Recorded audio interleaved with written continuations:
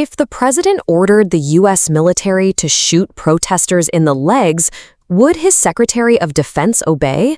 That's not a hypothetical from a dystopian novel. It's a real question put directly to Pete Hegseth.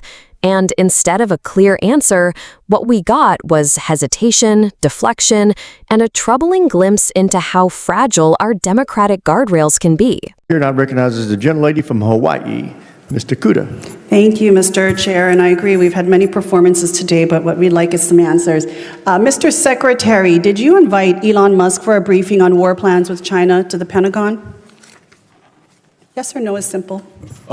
There's been a lot of hyperbole and incorrect reporting around that situation, but we did invite Elon over to come talk to us generally, but there was no war plans being discussed.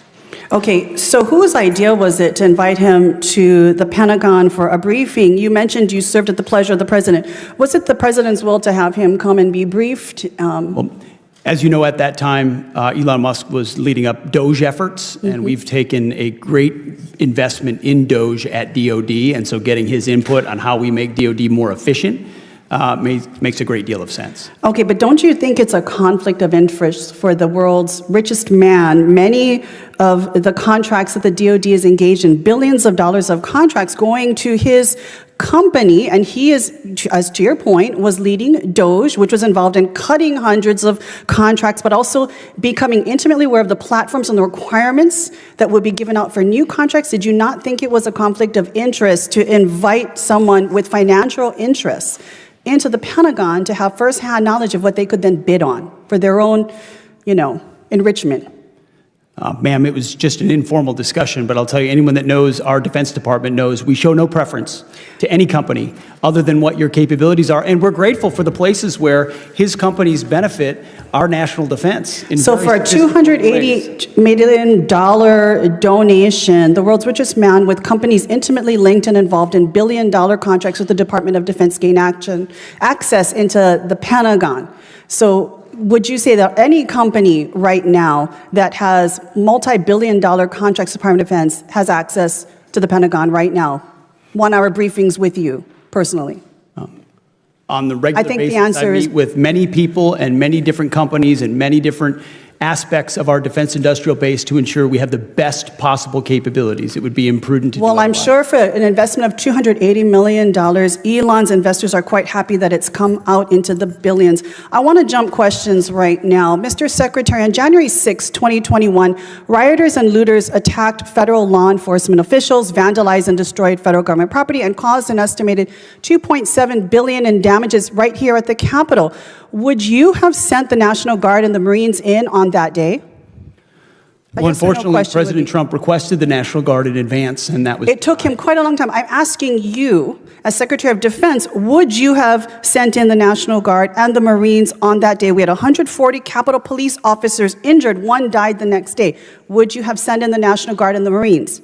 As I said, President Trump directed National Guard to be there in advance. And I think you can look at the record of how long it actually took for him to actually send them in. But it's good to hear that it sounds like you would have sent in the National Guard and the Marines on that day in which the insurrection was taking place right here at the Capitol.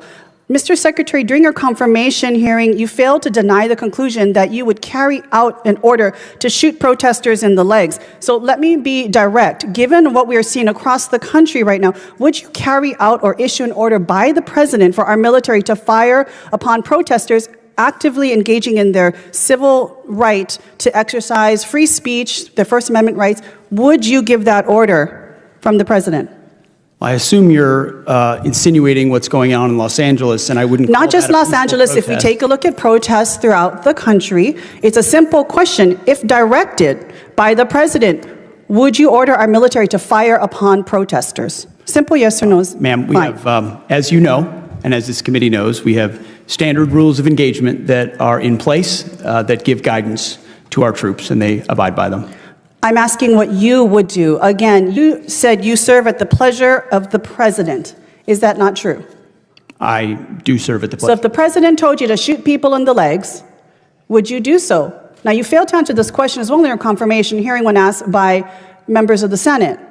Because I refuse to accept a false hypothetical that's attempting to put me in a corner and make it look like a representation. At a time when we have more Marines and National Guard in Los Angeles than we do in Syria and Iran alone, I don't think this is a hypothetical. This is an actual situation that we are dealing with right now. So again, I will ask the question, the last 14 seconds I have, would you order our military to shoot at their fellow countrymen if ordered by the president? I think it's interesting that for 4 years, insurrection was the left's favorite I think we know your word, answer. Thank you, Mr. and Chair. I yield back. Invoked in LA, they were Gentlelady yields back. Gentlelady's time's expired. What Jill Tokuda did here wasn't gotcha politics. She stress-tested the most basic guardrails of American democracy, civilian control of the military's nonpartisan oath to the Constitution, and the legal red lines that protect citizens from being treated as enemy combatants.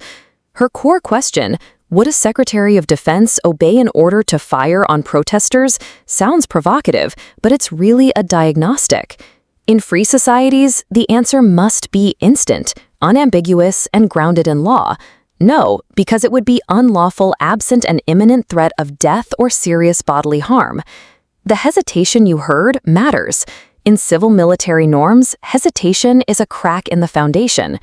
Here's the deeper context. U.S. service members swear an oath to the Constitution, not to a person. Under the Uniform Code of Military Justice, troops must refuse manifestly unlawful orders. That principle is older than any one administration. It's baked into U.S. doctrine and echoed by history, from Nuremberg to modern rules of engagement. Domestically, the bar for using military force on civilians is extremely high. The Posse Comitatus Act generally forbids the Army and Air Force from performing domestic law enforcement. The Navy and Marine Corps follow parallel policy. The Insurrection Act is a narrow exception, invoked only in extraordinary breakdowns of public order. And even then, DoD uses rules for the use of force, rough, not battlefield rules of engagement, because we're talking constitutional policing standards, necessity, proportionality, and last resort. Peaceful protesters, no matter how inconvenient to those in power, are protected by the First Amendment. Shoot them in the legs is not a lawful instruction. It violates both constitutional rights and the use of force continuum. Tokuda's questions about Elon Musk weren't celebrity bait. They were about procurement ethics and the risk of regulatory capture. The Pentagon can and should listen to industry, including dominant players, but there are strict guardrails. Conflict of interest law, 18 U.S.C. Section 208, the Procurement Integrity Act, the Federal Acquisition Regulations ban on disclosing source selection-sensitive information, and impartiality standards for officials. Best practice is structured, transparent vendor engagement, disclosed attendee lists, multi-vendor briefings, written agendas limited to non-competitive topics, and clean firewalls between policy conversations and ongoing competitions. When a single billionaire with massive DoD contracts gets bespoke access, even the appearance of favoritism can chill competition, push small innovators out of the defense base, and ultimately weaken the very lethality leadership claims to prize. Tokuda also forced a reckoning with January 6 and the perils of retrofitting military power to settle domestic political scores. The Constitution gives states the police power and reserves military force for truly extraordinary circumstances, under law with civilian accountability. We've seen both sides of that history. The Insurrection Act used to protect the rights of Black students at Little Rock in 1957, and tragic overreach when poorly led troops were turned against civilians, as at Kent State in 1970. The lesson isn't that the military should never appear on U.S. streets. It's that when it does, it must be rare, precisely justified, time-limited, and governed by law, not by a president's temper or a secretary's need to demonstrate strength.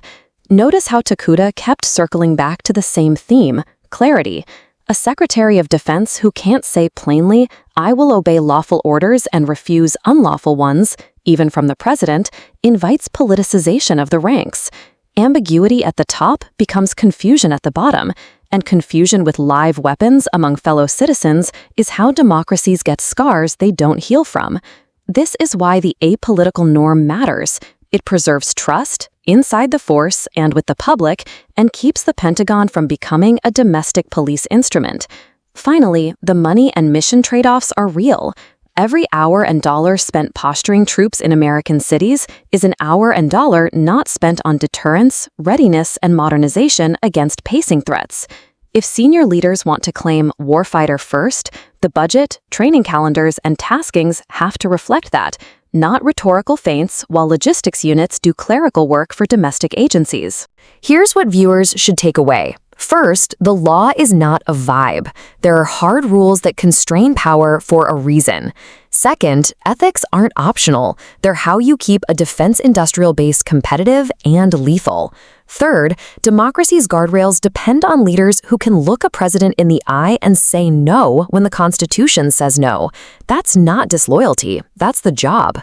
If you want more commentary that separates heat from light, digging into the law, the norms, and the stakes, subscribe, turn on notifications, and share this with someone who thinks just following orders is a sufficient answer in a constitutional republic. Then tell me in the comments, what should be the bright line standard for deploying the military on U.S. soil, and did you hear it honored here?